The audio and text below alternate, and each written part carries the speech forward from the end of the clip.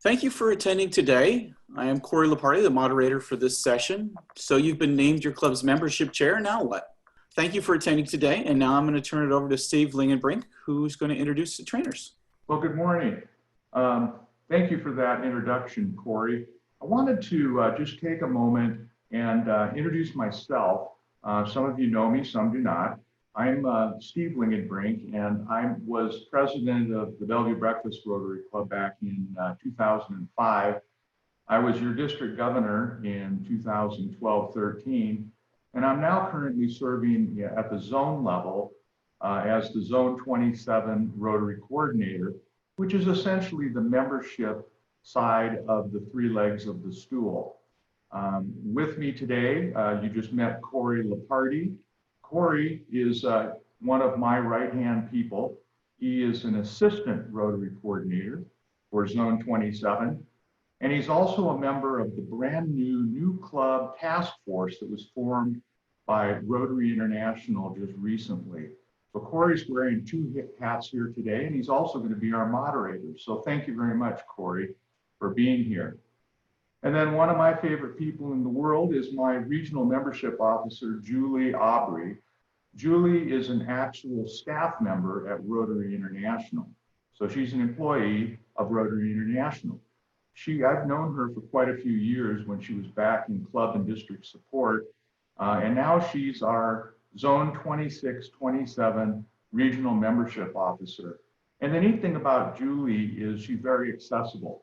So if you have some question that you have about membership types, or maybe starting a new club that you're really interested in what you can do with satellites, or maybe corporate membership, Julie's very easy to reach both by email and telephone. And she's going to be co-presenting with me here today. So we're very fortunate to have Julie with us. So welcome, Julie. I want to make sure that y'all received the worksheets that we're going to be using in today's session. The first was called Evaluating Your Rotary Brand Experience. And the second was called Discovering Club Culture and Identifying Areas to Revitalize. Both of these are two-sided documents. So there's a front and a back to it. And when we get to fill them out, you can either have the print version of it and you can just check off the boxes, or you can do it electronically, or you can just look at it and formulate ideas on a separate piece of paper, Word document, notes, whatever you choose to use. Now, Julie's also attached those documents into the chat room now, so they're available for you to download there if you didn't get them in the email that automatically came out yesterday and earlier this morning. The goals for today's presentation are 6 specific areas that we'd like you to leave having a good understanding of what those goals are. So naturally, we're going to start with understanding your role. What does it mean to be a district membership chair or a club membership chair? Then we want to talk about how do we improve our clubs. It's going to involve that word a lot of people don't like called change, but we're going to be looking at ways to easily up your club's brand experience. For those that don't have a functional club committee for membership, we're going to be talking about how you form a membership committee. But most importantly, we're going to brainstorm together. We're going to have breakout rooms where we're going to use a form of design learning, and we're going to help you create the first steps on a membership plan, or as I like to call it, an action plan. We want you to leave here with concrete steps that you can take to make a difference in your club right away.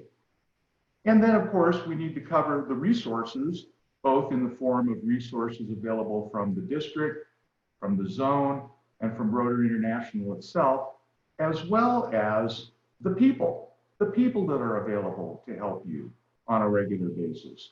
And lastly, we want to talk about setting up for future success. Setting up for future success involves many aspects of leadership that we'll be talking about in just a moment. Julie? Hi, everyone. I wanted to start off today by reading you the Rotary International vision statement. And it is together we see a world where people unite and take action to create lasting change across the globe, in our communities, and in ourselves. And I think this rings very true for your role as membership chair. The people of your club, the people in your community are going to be looking for you to lead them through change, whether it means integrating more community into your club or engaging more members in your club. You're going to be the one that's going to help lead them through this and also support your club president. And on that note, I actually would love for us to take a couple of polls to get things started. So how long have you been your club's membership chair? Please fill out what best describes you. I'll give you a few seconds to do that. Okay, so it looks like most of you are brand new starting this upcoming Rotary year. And then the other ones of you who participated in the poll are starting on your second year. So this will be a great opportunity for us to learn from your experiences and then also cultivate some new ideas. And it looks like we even have some non-membership chairs included as well. Thank you for sharing that in the chat. And from there, we'll actually go to a second poll that I'd love for you to fill out. Does your club have a membership committee? Again, answer the best answer that fits your situation. All right, so it looks like we're a little scattered across the board, but leading with yes, we have a membership committee with fewer than 5 members. Second to yes, we have 5 members or more in our committee. Then you've got 3 that have just a membership chair, 2 that don't have a committee at all, and 1 is saying a what. So luckily we'll be able to give you some best practices for how you might either improve the state and how you oversee your committee or how you build one from scratch. So before we talk about your committee, we want to talk about what does a membership chair do? And I want this to be an open discussion. Feel free to unmute yourselves or add in the chat box what you think a membership chair is responsible for. In my club, our membership chair follows up on any lead. She follows up by phone. She has gone to their home to bring them in. And then she handles the induction and the assignment of what we call a helping hand, someone that helps a new inductee get engaged in our club. Thank you. Wonderful. Thank you for sharing, Kay. Looks like in the chat box we have Anne says that they recruit new members and they find new friends to join us. And Joel says retaining and growing membership through defined process and then execution. Definitely. All right, any other thoughts before we move on? Okay.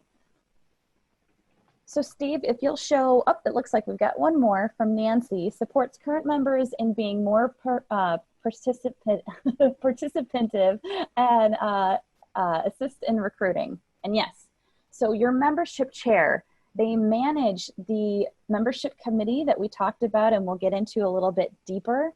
They support the member and brand experience all the way from prospective member to seasoned member. It's the full scope. Everyone that's in the club in some way or form should be supported by the membership chair, even if it's in a roundabout way. And can I have the next 2? There we go. When they collaborate their club leaders, you know, membership should not be done in a vacuum. It should not be done siloed. Getting people excited about the member experience. I think sometimes when people talk about membership, they don't really know what that all includes, and it can be really exciting and really instrumental in the success of the club. So incorporating your board and also helping to identify which direction the club should be going regarding membership goals. And some people might say, you know, we're doing okay, but really without having those goals, there's no real direction in. If you're doing something really good, the goal can be to keep doing that thing that's going really well. But if you expect that everything is going to keep steadily going along happy without not having goals, unfortunately, don't think that would be the case. Thanks, Julie. Well, like you were saying, on the Rotary Vision Statement, it talks about changes across the globe, but also changes in ourselves. And what's so important about that is that you, as a first year or a second year membership chair, are looked at as a leader of your club. They expect you to lead them. And you know, leaders don't create followers, they create more leaders. And most of you probably remember our past district governor, past RI director, and past vice president of Rotary International, John Matthews. As you know, John Matthews was a Navy guy, and then he went on to become one of the head leaders of Costco Corporation. And Costco Corporation always hires its management and leaders from within.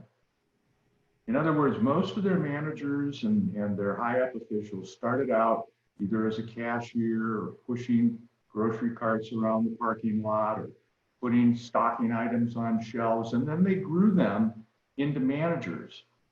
And you know, Rotary's much the same way, because if you think about it, when's the last time you ever saw an ad in the paper for Rotary Club of Auburn interviewing non-Rotarians to be membership chair of the club? What do you mean that's a good idea? No, we don't see that, because we, just like the Costco Corporation, we grow our leadership from within. And you are now one of those leaders of your club. Something's going to change on July 1, 2020 for those of you that are new membership chairs coming in. The president of the club is going to have you come to the board meeting and say, well, what are we going to do about membership? And they're going to act as if you have the answer. And that's part of what today is about. We're trying to get you moving on those action items that you can then take to your board and actually effectuate change within your own club. And you know, if you don't have a membership committee yet, now's the time to start thinking about forming one. But one of the things that happens when you form a new committee in a club is you have to lead and run the committee with a group of volunteers. Now, sometimes at work, we can get away with telling people what to do because there's a consequence. If they don't do it, they might not work there any longer. But when it doesn't work so well with a group of volunteers. So we're going to talk about some tips on how best structure your membership committee for success, and tips on how to lead so that your committee is successful. You've heard me mention the word brand several times already. And you may be scratching your head going, wait a minute, I thought this was a membership seminar. Why are we talking about brand? Well, let's take just a minute and watch a video. If you were to ask me what brand is, it really is a guide or a lens for the way you think, the way you act, and the way you communicate, brought to life at every single point of interaction with your audiences, both internal and external. Now, when I first saw that video a couple years ago, this quote just went by me. I didn't catch it. And then somebody brought it to my attention and said, did you hear that quote from Haley Burlett? Haley was with Siegel and Gale, and she was the main interface with the RI board when we went through our image change a few years ago and the update. And she said this: brand is a guide or a lens for the way you think, the way you act, and the way you communicate at every point of interaction with your audience, both internal and external. And I still remember when I finally understood what the heck she was saying, that I realized the breadth of what brand is when it's applied to the Rotary world. If you think about everything we think, everything we act, every way we communicate, kind of sounds like the things we think, do, or say at the beginning of the four-way test, doesn't it? And what's amazing about that is it encompasses everything that we do. So from the very first moment that you mention the word Rotary to someone, to the time they attend a meeting, either virtually or in person, to the time that they become a member, to the time that they are a satisfied member, an active member, an engaged member of your club, that is all part of the brand experience. And that's why I wanted to put this quote on here so we understand that brand is an essential component of membership. Without good brand, we can't grow a club. Without a good brand experience, we lose members. Without an excellent brand experience, we can't engage new members. So we're going to be talking about brand quite a little bit here today, and I just wanted to take a moment to explain to you that public image and brand and membership go together. I mean, they're essential components of each other. Now, we're going to take a moment to evaluate our current Rotary brand experience. In other words, this is just a quick, honest assessment of what you believe your current club is offering to your prospective members and your current members. So if you can get access to the document either in print format or electronically, and if you're on your phone and you can't get access to it, this is something you can maybe do a little bit later on. But if you could at least get a look at it and start understanding what are some of the values that we rate in order to figure out what a good brand experience looks like. So if your club is currently offering this, for instance, the first one is signage. Now, obviously, we're not meeting in person right now, but when you did your club have signage? If it did, you'd click a yes. So it's a two-sided document, and we're going to give you about 5 minutes to complete that, and then we'll come back together and go a little further with the discussion. Okay, so let's go ahead and move on. I would like to show you a club brand experience that may not be quite optimal.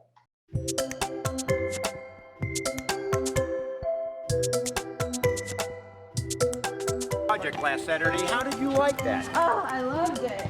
It was so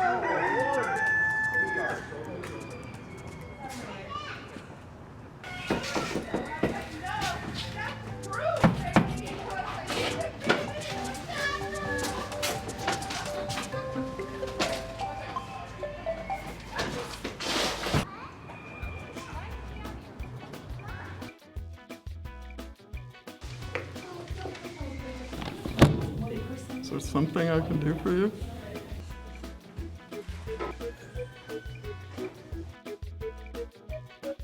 Oh,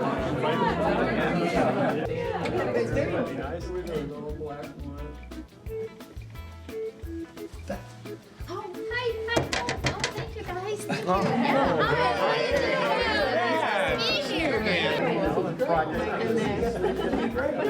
you.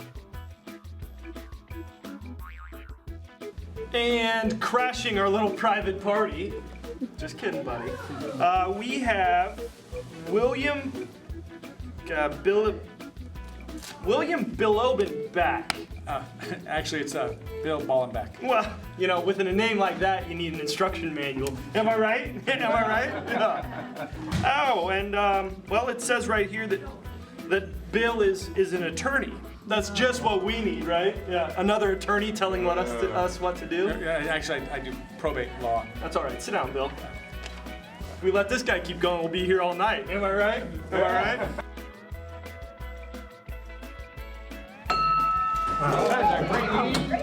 Great. All right.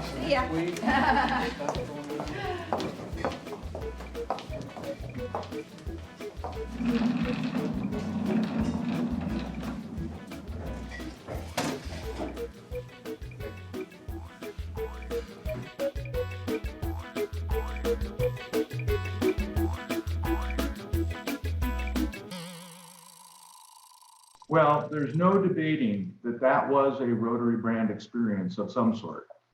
I don't know that that guy is going to be back to the next meeting or their next virtual meeting. And you know, of course, none of our clubs do all of those things, but some of our clubs do some of those things. And it's It's one of the things that we're going to address today. And so we like to start out with kind of an absurd video for fun to get you thinking about the things that maybe could be done a little bit better. But you know, this really isn't our dad's Rotary clubs anymore. We can't just be sleepwalking through the same steps over and over. You know, how many times have we heard, that's the way we've always done it?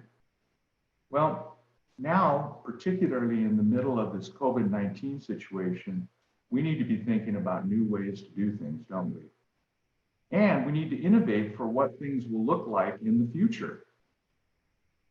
So, we need to be as vibrant and engaging as we possibly can be.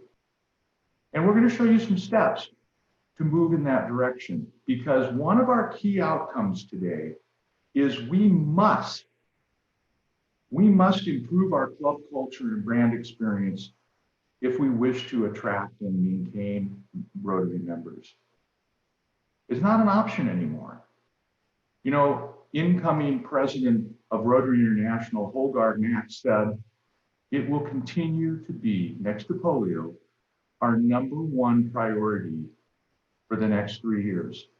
So he's in complete alignment with our current president and the president-elect, as well as the president nominee, that membership will stay priority 1. It'll be our #1 issue. Now, our #1 project, of course, will remain polio. We will see that through.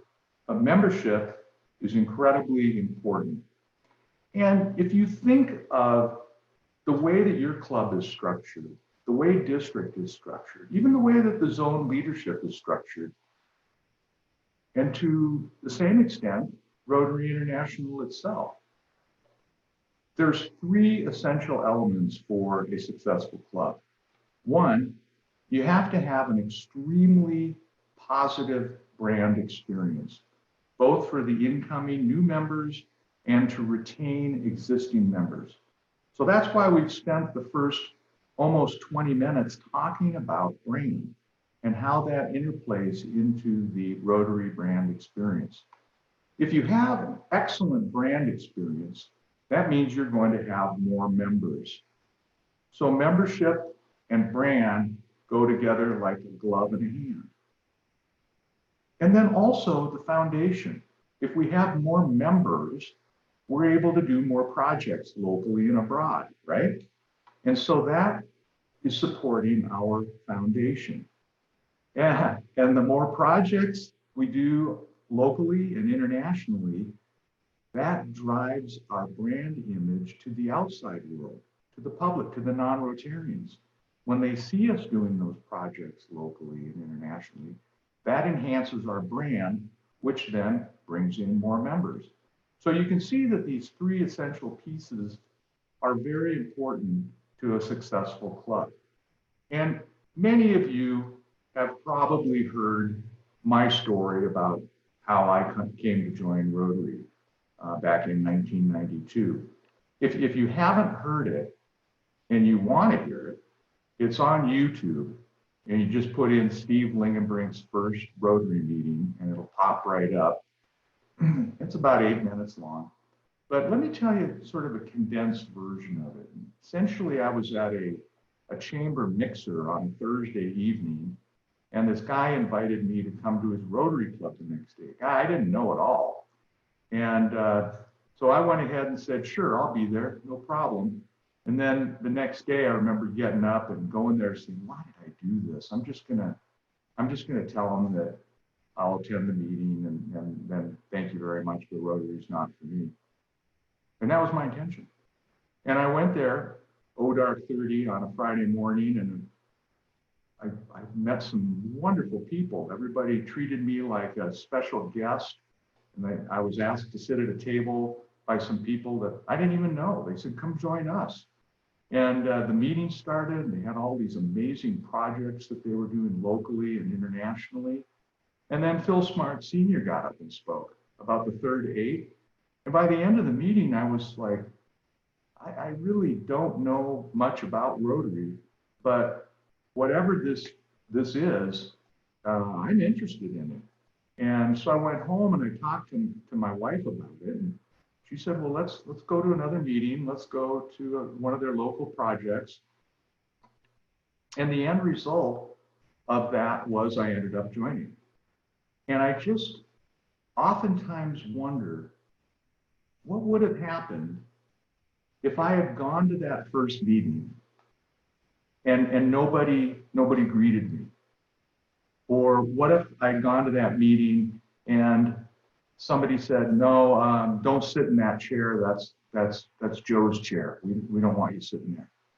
Or what if they had said, well, we don't know anybody that's a guest that was invited today, so why don't you just sit at the back table?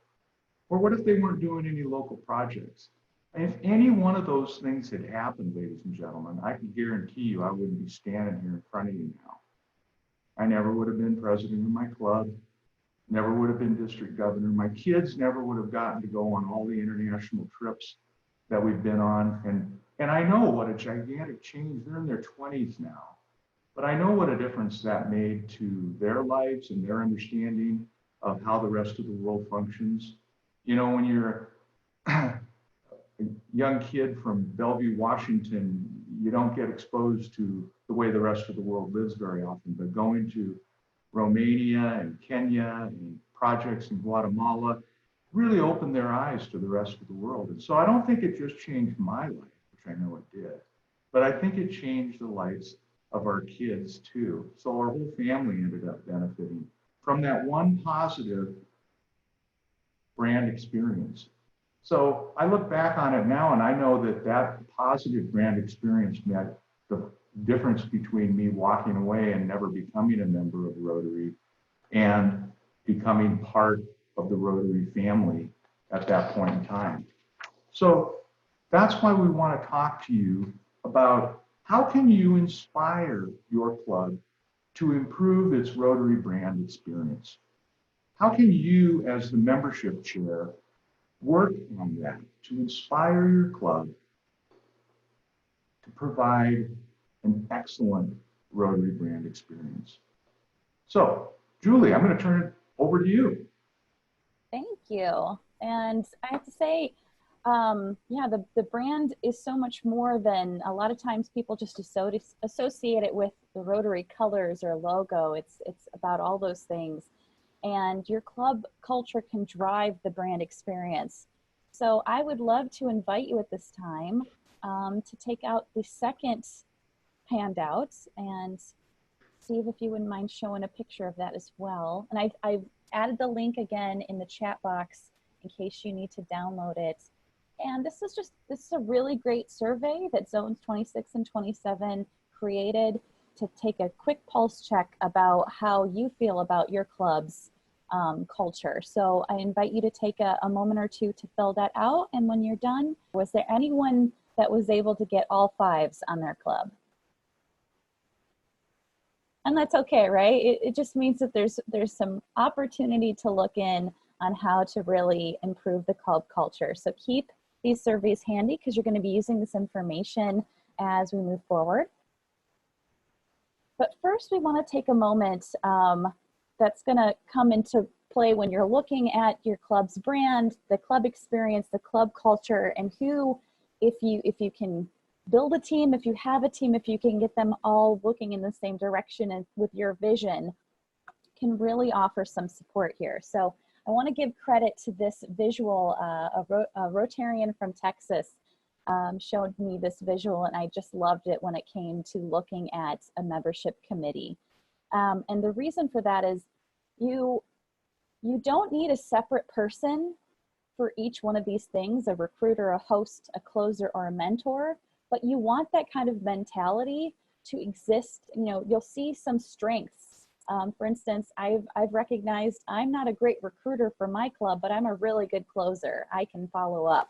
So recruiting, the people that are really excited and they speak really eloquently about what your club is about, not just, oh, I'm going for lunch with the Rotary. That tells somebody exactly 0 about Rotary, but it's just saying, you know, I've got this great project that my club, my Rotary club is doing. We get together every other weekend and we work on this project. You know, you should come with us this Saturday I think you would really love this great group of people. The people that are good at reaching out, that are sharing that first initial brand experience, the excitement around Rotary, that this is something fun and approachable for them, and inviting them to come and join a meeting, or better yet, a social or a service opportunity. And even right now, while we're online, those opportunities still exist. And then a host. You know, this takes the time to, sometimes part of that host position in smaller clubs might be the greeter, you know, welcoming people, making sure that they feel comfortable, that they found a seat, that they understand what the meeting will really entail, someone to kind of help them explain things. In that great video you saw at the end of the meeting, poor Bill, they ring the bell and everybody gets up to go home. And again, nothing was explained to this person. He didn't really know the traditions that that Rotary Club had created. And there was no one there to guide him along, to make him feel welcomed and get to know him a little bit better at that club event. So those hosts are going to be the people that really try and engage that new experience, that prospective member.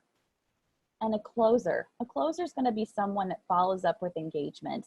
Like I mentioned before, I tend to be a closer in my own Rotary Club.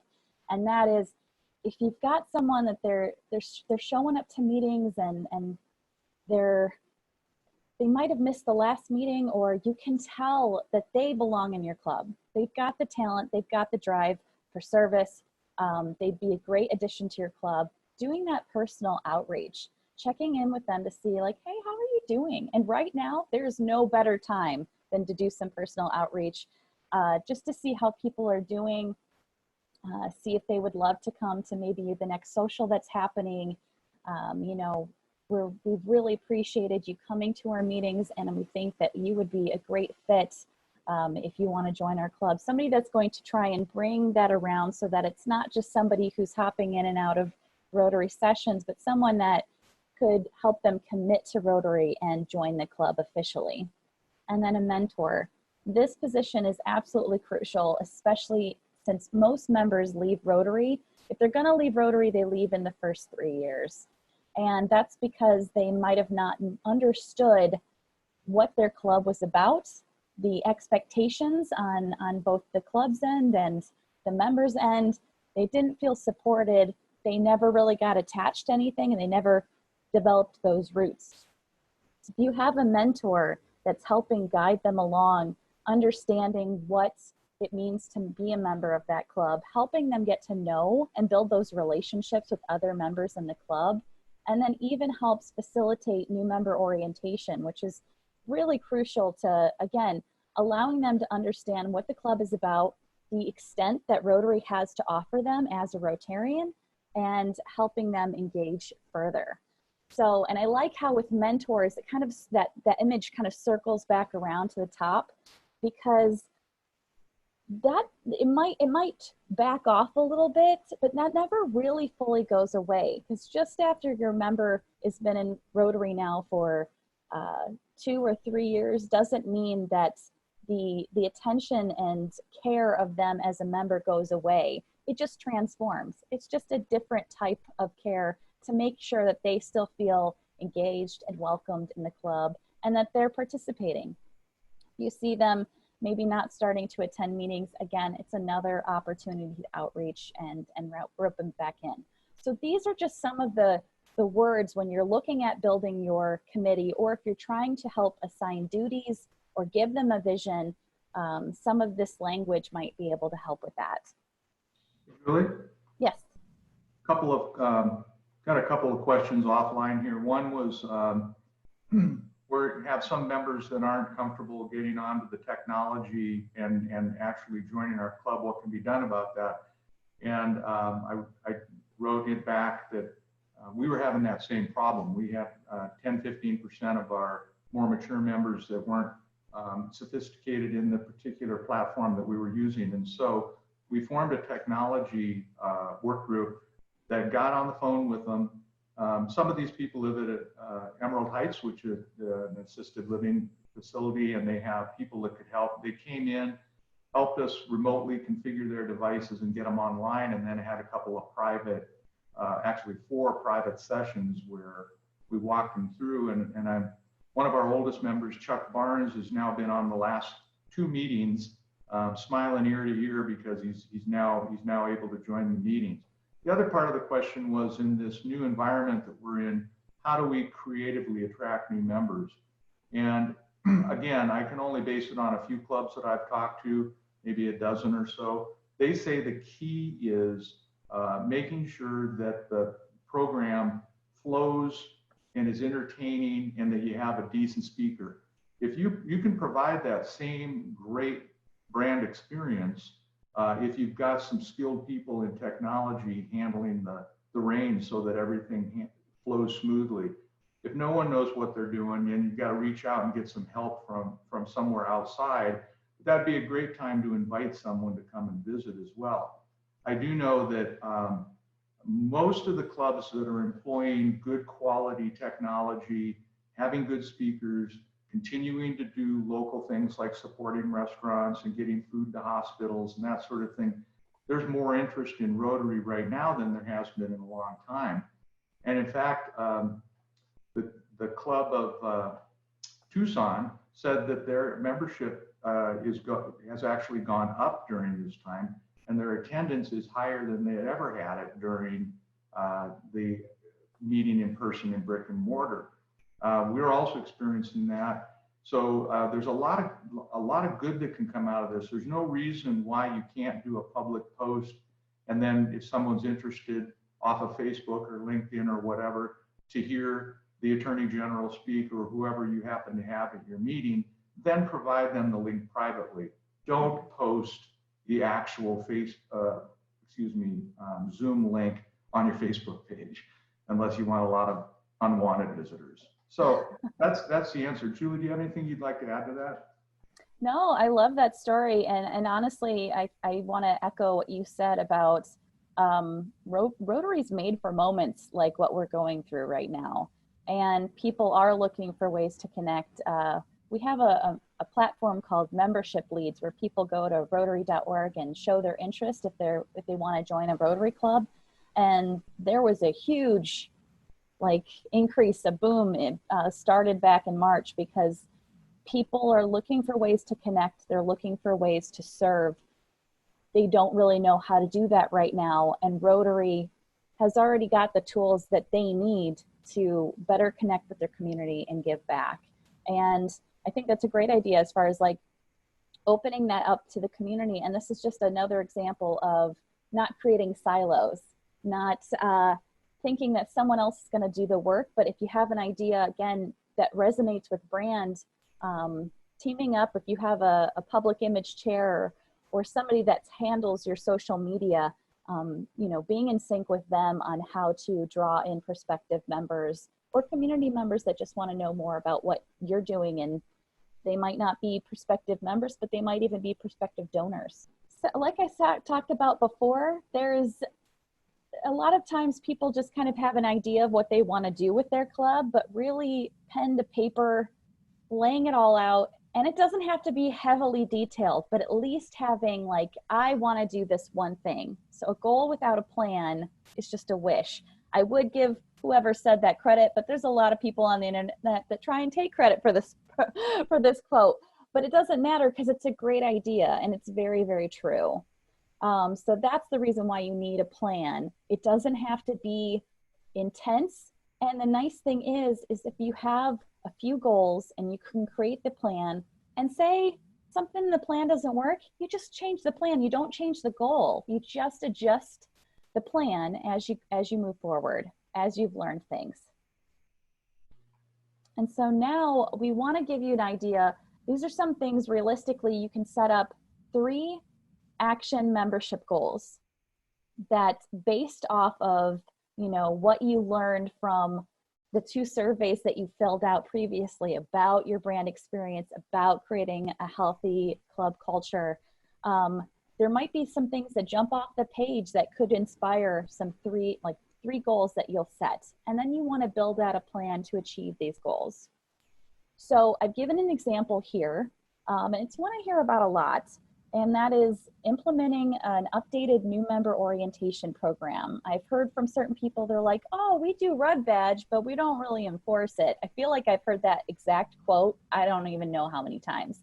And for those of you who don't know what Red Badge is, it's kind of it's a cute checklist of like served on a committee to put on an event, you know, attended a service project, met this many people. It's a checklist to try and get them to go around and do these things. But if nobody's enforcing it, I don't really know how that's necessarily inspiring to that new member or engaging. So here's an example. You know, you could poll some of your newer members on how their experience was as a prospective member. As a new member of the club, you might get some good and helpful feedback. And then using some Rotary resources like introducing new members, which is a resource available to you, about new member orientation. Maybe you can update what you do to better engage new members.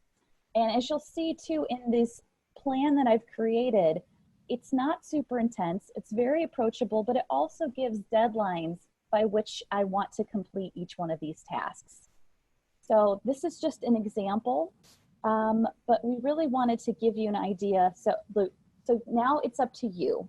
We want to give you a chance. We're going to split you up into breakout rooms where you're going to take a moment to yourself to maybe start to look and identify some opportunities for some goals and an idea of maybe a plan that you want to go along with it. But we also want you to work with each other to see if any goals kind of emerge from the group. If you have two examples of a goal that you want to set and then start working on a plan. We don't expect you to have these fully fleshed out in this session, but it's more of like a teaser to get you started. And guess what? If you don't have a membership committee or you don't have a functional membership committee, I would highly recommend that being one of the goals for your club this year. If you want to take turns sharing what your group discussed about for potential opportunities to set goals and plans, please unmute yourself and we can start sharing one group at a time. We had the group I was in, we picked Debbie to be our spokesperson. You want to start off with her? She's from the Mercer Island Club. That sounds good. Debbie, there you go. Hi there. So thank you. So we focused on building connections and the importance of follow up with members who may not have been attending in a while and making sure that we also don't lose sight of the personal passions of individuals. So some suggestions were rendered about using a social virtual connections format preceding or accompanying the meeting where you can cover off questions of the week of an icebreaker nature that might be fun and interesting to foster dialogue, and comments were made about the benefits of that format, allowing us to learn more about individuals. That's often difficult to do in a regular meeting format or a noisy lunch activity. Other suggestions were rendered about constructing the directory such that you can feature a member bio and personal passions in addition to just the factoids that we typically capture. One suggestion was offered about having a regular 5-minute segment for an individual to talk about their vocation. It was reinforced that it's very important as you compose the membership committee to find people who, you know, are going to be active in engaging with members, but also to groom a leader so that, you know, you have a good successor to step into the membership chair role. Finally, a suggestion was made about instituting more quarterly assemblies for members. So in addition to the regular program speakers, you know, have an opportunity to get more in touch with the members, albeit virtually. And I think everyone seemed to feel that the current constraints we have are actually beneficial in terms of allowing more personal interaction. That's, I think, the main points we discussed. Wonderful. Yeah. Thank you so much. And Anne was the speaker for our group. So Anne, if you wouldn't mind talking next. Good afternoon. I am going into my second year as a membership chair, and we had a small committee here, a breakout room, and two of our guests were from Nepal. So that was a wonderful experience. I'll tell you, I think it was you, Stephen, who said that your whole life has been enhanced by Rotary, and just now my life has been enhanced. That was a really cool experience. Right. And so I'm going to share both of their ideas and how to keep and expand membership. Binyay shared that, and he's a Rotaract member. He shared about during the times where we have work experience opportunities, and I think that was when you share your vocation, that humans like to be acknowledged. We won't admit it, but we do like to be acknowledged for the things that we do in our work, in our community, and to give opportunities for us to really share about some of the successes that we're experiencing at work. And then have a gift of some sort. It might be just a coffee card or something like that. But we do need to be able to shout each other out in our work experience, because part of Rotary is the great work we do in our own lives and in our community. So not just the Rotary work, but our own personal vocations. And I thought that was great to recognize that. And then AJ shared a different type of recognition is looking for those in the community who are doing good work, who are not yet a part of Rotary, or maybe have never heard about it. That just might meaning be aware of comments that are being made on Facebook. There might be a florist in the neighborhood who's done a good deed, but contact them and then say, hey, we would love to have you come to our group and share about this great community service that you did. We want to highlight you and recognize you and invite you to be our guest. I thought that was a great idea to look at ways of expanding our membership. And we've got 3 more groups. Who would like to speak next? This is Joel. So we had 4 folks in our group, and Kay mentioned how she has a very active engagement process within her club for new members. She admitted quite strongly that she was not a recruiter, but definitely a retainer, if you will. And they have a Helping Hands committee that helps new members get through what I would consider to be the kind of red badge process, which was making sure that they're actually assisting the new members in checking off different tasks, if you will, to stay engaged, and having people actually have a role to play at some point. You stay engaged if you have a purpose in the organization, and that's something I personally believe in as well. Virginia from Seattle 4 was having challenges with really the online aspect of this, in that it's becoming a little insular, and they need to find ways to open up to outside parties to get them more engaged. Seattle 4 is obviously a very large club, and there has to be a way to have people at this day and time, and the method that we're meeting, all the clubs are meeting, do you engage in getting guests in there?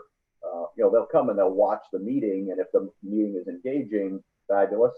But how do you then connect personally with that individual? Because they're just looking at something, and then when they close out the Zoom meeting, they go off and they may or may not consider joining Rotary. It just depends on their experience during that time.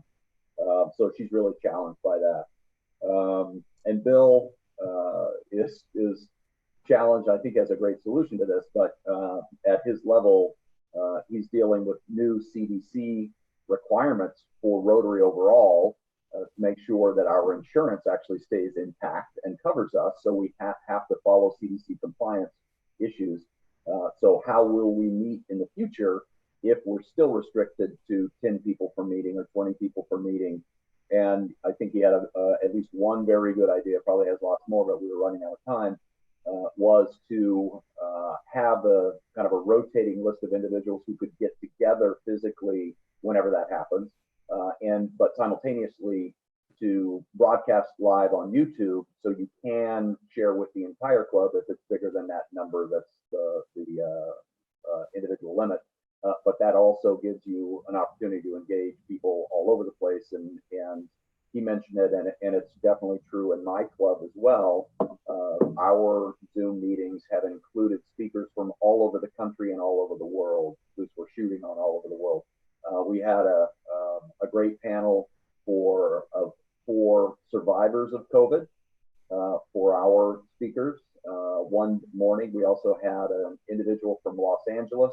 We've got a great speaker coordinator in Sherry Storm and he manages to get just incredible speakers. But now you have the access of people all over the world that otherwise you wouldn't necessarily be able to get to, the Executive Inn at the Space Needle on a Tuesday morning at 7:30. So it's pretty exciting to have that opportunity. So that's kind of the wrap up for our group.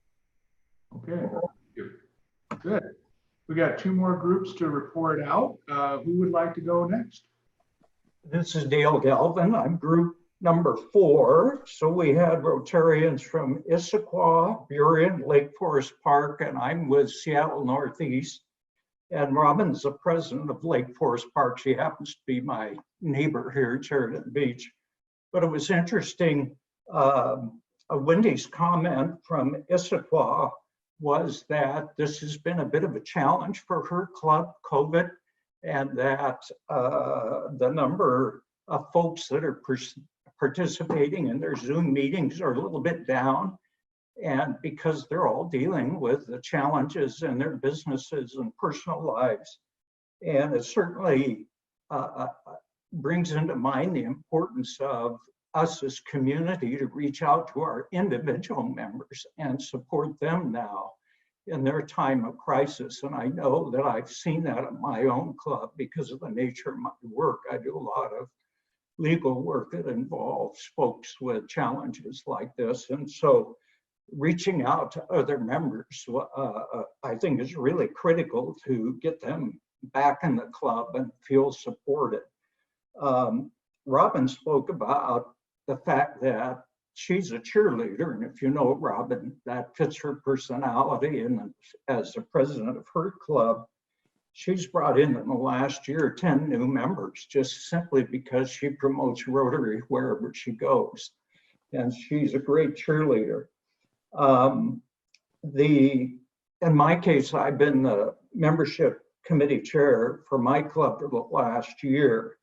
And I looked at it last year as my role. The way that I approached it was to create the committee, set the goals, assign the tasks, be a cheerleader and a supporter for all of our members that are taking on the tasks, hold them accountable and reward them with success. And it's been a fun year so far because we've made it fun, not just something we had to do as a group. So we've had to shift a little bit because of COVID. Our programs now are very much COVID oriented, as you've indicated. We also changed our budget and focused a lot of our giving to directly COVID matters. And that's brought speakers in and potential members because it relates to COVID right now. Very good. Well, thank you so much. Appreciate that, sharing some great tips in there. We have one last group, I believe. Julie, don't we? Yes, one more. Yes, and this is Nancy Merrill from Enumclaw, and I can share a little bit. We lost a little time. Only 2 of us were actually on Zoom and only 1 other person in audio. A couple others didn't speak up. So we lost a little time trying to figure out who's supposed to start. So, but we boiled down our conversations to where we're headed in each of the different groups. And for 2 of us, we're going to be second-year membership chairs. And David was listening in as president-elect for his club. So he wanted to pick up ideas to help his membership chair.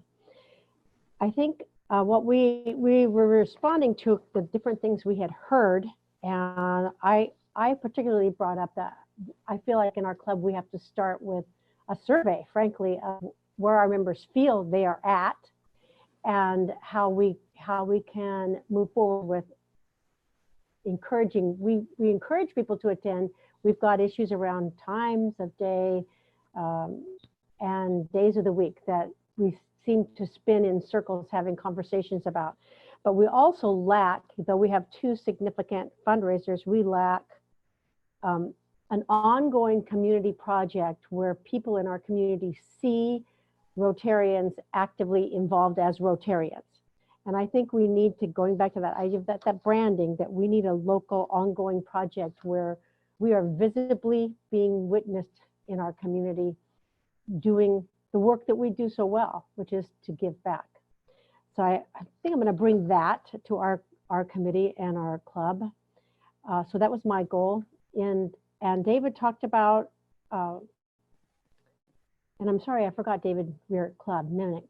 He's going to be the chair-elect, but I mean the president-elect, how important the mentor piece was, and really trying to nail that down as an identified action and a process that doesn't let go of people who are coming in. And I think that's a good point, because we assign mentors, but we didn't, as far as I know, I'm only a 3-year-old Rotary member, so I'm pretty new myself. Mentors are there if you have a question, you call in my club, but it's not clear that the mentor has an actual job to do in terms of tasks and follow through. So I think those were 2 things we talked about. Good. And You know, and it's interesting too, because a lot of the membership committees do include mentorship within their committee. So it's a good point. Absolutely. So Julie, let me ask you this. Are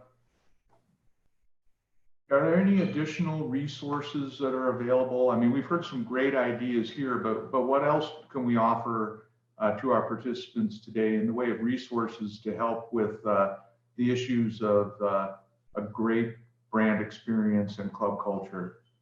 There are lots of resources available. And the nice thing is, I mean, membership development at RI, we've listened to the feedback over the years that more information and resources was needed. And the amount of resources has more than quadrupled in the past 5 years. You can find it in publication form, online interactive courses, videos, all to suit different types of adult learning. So one of the resources I want to mention is the Rotary membership page. And that is a great one if you want to try and find the resource based on the issues that you're finding within your club. If it's you want to, you know, engage newer members, if you want to assess your club, it has the resources broken out by that. So it gives you a direction where you can start. There's also the Learning Center, which is part of that. And not only in the Learning Center are there a wealth of membership courses, there's also personal and professional development, and there's even a club membership committee basics course. And I believe there's 8 courses in that package for that whole class. And one of them includes leading change. We've talked about change and you being the person to help create that in your club. But there's also more information, so you can, if you feel more comfortable, especially if you're a second year club membership chair, if you're like, well, I know how to do this part really well, but I could use this 15-minute course on this. You can kind of pick and choose there. And there's a club membership committee checklist that President Mark Maloney had come up with to really help give some focus and direction. It feels, I'm an obsessive list maker, so it feels really good to be able to check things off. And this has been put into a 1-page form. And you'll see some resources at the bottom of the page. Again, they're all available on the membership page. If you're talking about surveying your club, I love the surveys that we did today. If you're looking to do a deeper dive or to add to it, Rotary Club Health Check is a nice one separated out by topic. Strengthening your membership is a deeper dive to create a wider plan. And then Membership Assessment Tools has a membership satisfaction survey in it, and even an exit survey, some great deeper dive assessments there. And then we also have the Zone website, which is exactly where you can find the surveys that you took today. I personally really like those surveys because I feel like sometimes it's hard to capture people's attention for very long. So, you know, bite-sized, kind of approachable surveys like this, where it doesn't take too long to get, and it gets the ideas and the information flowing. I would heavily encourage you to share these surveys that you've used today with your committee, and even at some point with your whole club if you want to try and get their input. But you also have access to experts who have been wonderful leaders in Rotary that can give you assistance and share their experiences that might help guide you when you're facing challenges. They even list their expertise on the website, which is really cool. You can see more of those videos like the ones we shared today. I love that Breaking Bad one. It's just a good example and something funny that we can all relate to in some way or another. And then there's also the membership resource guide. This is a guide that is regionalized for Western United States and parts of Canada, and it's updated by me quarterly. And you'll see it in the right-hand corner of the slide. And this is just kind of a catalog of different RI produced resources for membership. So, you know how I mentioned introducing new members to Rotary as a resource for looking at how to update and implement my out of date, making it more relevant, new member orientation. Well, that's one of the guides listed here, and there's a wealth of them. So you can actually just kind of peruse. If that seems like too much, again, you have access to us to provide more information. And I believe Kathy Gibson even mentioned for those looking on how to better engage online right now, there's going to be a training, I believe the first week of June. Let's see, what was the title of that? Optimizing Online Rotary Meetings. So that's going to be from June 4th, June 4th, 7 to 8 p.m. And again, we're getting more and more online resources available. We know that Rotary had to pivot very quickly when the pandemic took effect, and you saw a lot of Rotary leaders emerge with their expertise to share with others, and we've been trying to harness that. And it sounds like this program in June is going to be a great addition for how to engage both online and as you maybe transfer back to partially meeting in person or having a hybrid club now based on the needs and the safety of your members. And also, if I could tag on to that, Julie is a great resource that I use multiple times per week. We talk on the phone, we email each other because she's such a great resource on membership. But that document that she updates quarterly there, that's in the right-hand corner, the membership resource guide, that's available at the top of the list on the zone2627.org membership page. And then she updates that quarterly. But what I find so useful about it, I always just download it onto my desktop because those are all hyperlinks. And some of the stuff can be a little bit difficult to locate, like the brand new video on how to start a new club, starring none other than Julie Aubrey and Corey Leparty. And it's a great video.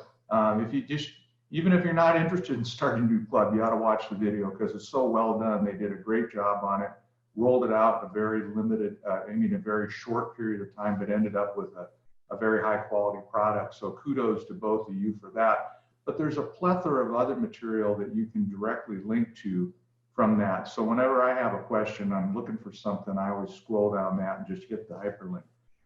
Well, Julie, we got a couple more minutes left. I wonder if there's any questions. Kathy, I see that Bailey joined us. Bailey, if you could wave that. Bailey's going to be our brand new district membership chair for District 5030. You're going to want to get to know her. I've had the opportunity to talk with her, and she's got an extensive past in brand and really understands how brand applies to membership in Rotary. And so you'll all get to meet her eventually. You want to say hello, Bailey? Hi, everyone. I'm so excited to hopefully meet with all of you guys. I know I'll be doing a couple different trainings here coming up this week as well. Apologies, I had to be on a call earlier, but really excited to get to know all of you guys and hear about your Rotary experience. And as Steve mentioned, I would love to help be a resource for you guys as well. And hopefully we can look at all of ourselves as being resources for each other. So I think there's a lot that can come out of not only this training, but going forward as well. Great, thank you, Bailey. Glad you could join us. Any other questions before we?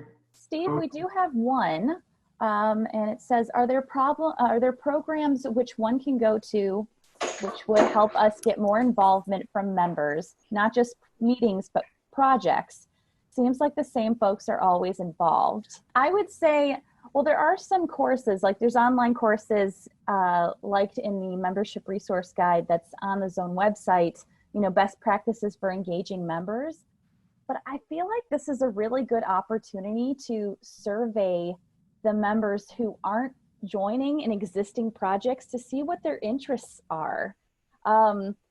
Are they not participating because, and not putting them on the spot or making them feel guilty, but trying to understand where they're coming from a little bit better. It might be the fact that, you know, they have young children, that right now their time is mostly being sucked up by that. And they could go to a service project as long as it was family friendly and they could bring their children. Or it could be the fact that they've just gotten a new promotion at work, they don't have the bandwidth, or it also could be just they're not interested in some of the service projects that are currently taking place. So I think trying to get a feel for maybe what their interests are, maybe even if you've got somebody that's very passionate about topics in projects that your club isn't currently looking into, maybe even asking them, would you be interested in developing a project around this? So I would say a survey, kind of assess some of those members who aren't currently engaged in projects, but then also checking in on the ones who are engaged in the projects. Are they enjoying this? Do they want to keep doing this, or do they want, you know, maybe they'll like some of the new ideas that come up? That would be my recommendation. Thank you everyone for joining us. I hope you found this useful, and we'll be sending out a survey so that you can give us any input to make it even better next time. So thank you very much for all attending. I want to thank Julie Aubrey from RI headquarters for joining us again.